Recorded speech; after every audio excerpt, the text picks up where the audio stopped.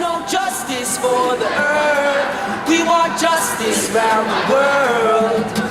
Oh, oh, no, no, the time has come. It's time to stand for the youth. I'm also one of the admins on the Occupy Canada Facebook group, but yeah. So could you describe to us exactly the movement? Because there's been a lot of controversy in the national news right now regarding this issue, and a lot of fear huggers, I call them. Okay. Fear huggers. Yeah, regarding this issue. So could you give us the sentiment here at Occupy Toronto?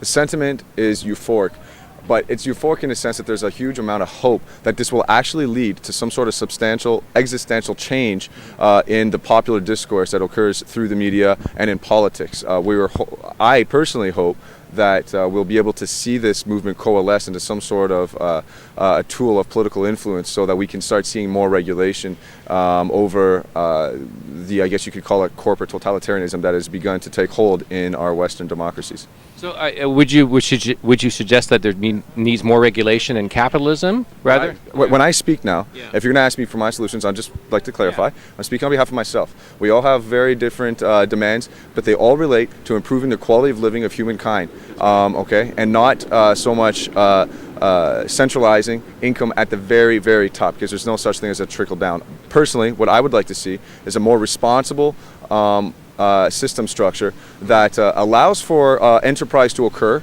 okay, and to also allow for some sort of proper regulation as well, you know. Yeah. So, Yeah. Something that's more humane, I guess, in its legislation that would. If I can speak towards that. Yeah, absolutely. Yeah, and I believe Sasha would probably like to say something too. Yeah, Sasha. This is Sasha here. Hi. I just want to speak to that. That's kind of what we're doing with the process here. We're letting everybody be involved, whereas, so the process is like we get into small groups, we make consensus, and then we get, we get into small groups, we talk with our hands. We make consensus, and then we move on to bigger groups and make consensus there, and basically the message is the process is the message. Yeah. Like, the message is we don't have to opt in automatically at birth to capitalism. We can opt in, opt out, and create this beautiful, beautiful city within a park. Yeah. Have you ever thought perhaps maybe our current economic crisis here in Canada? I did a little research on this, that we could really get out of debt here in Canada easily if we just applied the Bank of Canada Act, which is paying back our foreign bankers. Yeah, if we didn't have Harper in government and basically having 30% of the company have 100% of the vote. That's right. With this unrepresentational government, inequality in government, and have this man Harper that is posing as a fiscal conservative when he's absolutely nowhere near fiscal conservative. He'd rather put people in jail for $100,000 a year, and then pay them more welfare or give them better health care and keep them out of prisons and keep them like 80%. No, I think 78% of drug cases in our federal courts. Yeah. I mean, 70% of federal court cases in our courts are drug related. And so basically, he's getting tougher on crime. And he's been building bigger prisons. Yes. And then he's paying the working poor nothing. So they're going to alcohol, they're going to drugs. These people are going to be caught, they're going to be put in jail, and they're going to get $100,000 a year to be put in jail. Yeah. Whereas outside of jail, they're making on welfare or on employment insurance, they're making nothing. Yeah. So it's kind of an hypocrisy, though, when you think about it. Like, over 50% of Canadians right now are living paycheck to paycheck. I believe that's an economic crisis. Do you guys have any comments on that, too? Well, absolutely. I mean, actually, if you take a look at the GDP of both, let's say, Canada and the United States, these North American countries.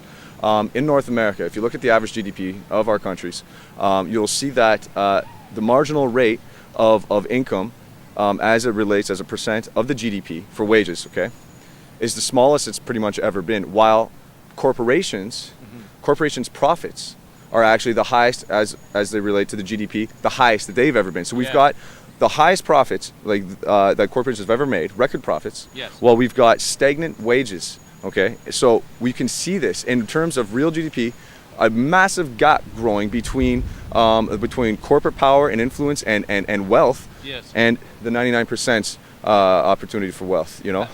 I've heard some answers. Have you ever thought that maybe some of the answers that we can receive here in Canada is a new Charter of Rights giving, Can I speak towards that? Yeah, go ahead. What the community is doing here is it's all about conversation. It's all about community, and we're discussing what our goals are, and that's the first goal. And then we're going to evolve, and it's going to change. It's like we're a brain. We're developing. We're an infant brain. We're developing synapses and just consensus. And basically, we're going to evolve into a mature adult brain, and we'll have a message for you guys. Yeah. So perhaps could you advise Canadians as well that the peaceful movement here, because there's been such Absolutely, absolutely. Actually, I would love to say to Canadians that this is absolutely peaceful. We are regular people. I'm a small business owner, but we require volunteers. Actually, we require volunteers to come help out with logistics. We have a logistics facility. We need people to help provide money for food. We are going to be camping here indefinitely.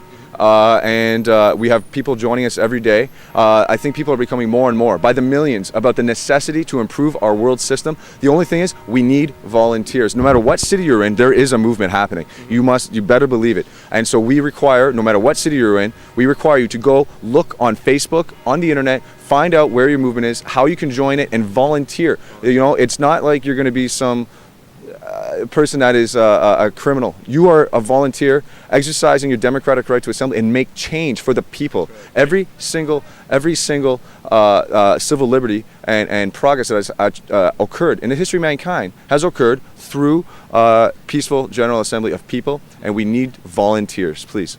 And I just want to reiterate that when we're speaking on our values and our beliefs, we're speaking as individuals. And That's true. when we're speaking about the camp and how lovely it is, and we want everyone to come down and come to the media tent, and you can get a liaison to give you a tour. Yeah. And we do that.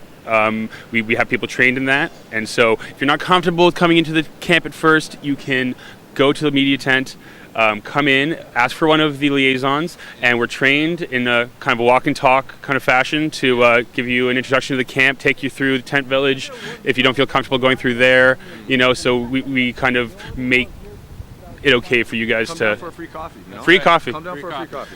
So this weather is obviously getting worse. Obviously, do you think it's going to deter people from staying here? It's going to harden us. Yeah. I think it's going to... The resolve. Resolve, yeah. Well, you are.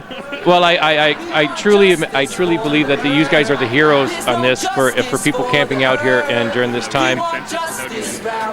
You're totally the heroes out here. I know there was over 2,000 people that came here on the 15th, and the people staying here.